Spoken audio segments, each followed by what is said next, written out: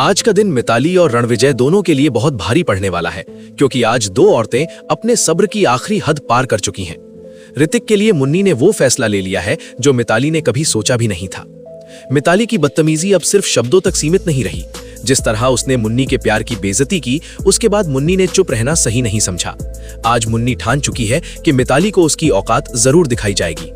मिताली को लगता था कि मुन्नी कमजोर है, कि वो सिर्फ रो सकती है और सह सकती है, लेकिन आज वही मुन्नी मिताली के सामने खड़ी होकर अपनी असली ताकत दिखाने वाली है। मुन्नी की आंखों में अब डर नहीं, सिर्फ आग है, वो आग जो मिताली की सारी अकड़ जलाकर राख कर देगी। मुन्नी का बदला देख मिताली के होश उड़ जाएंगे।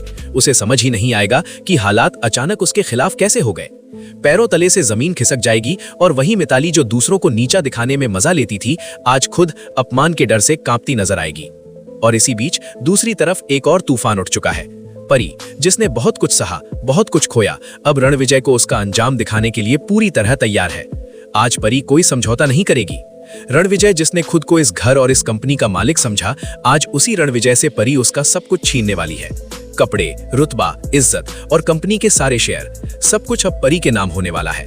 रणविजय को तब एहसास होगा कि जिस औरत को वो कमजोर समझता था, वही उसकी सबसे बड़ी दुश्मन बन चुकी है। एक एक दस्तखत के साथ रणविजय की दुनिया उजड़ती जाएगी। उसकी आवाज लड़खड़ाएगी, हाथ कांपेंगे और आंखों के सामने उसकी मेहनत, उसका घमंड, सब कुछ बिखरता चला जाएगा। आज वही रणविजय जो दूसरों को धमकाता था, खुद भीख मांगने की हालत में खड़ा होगा।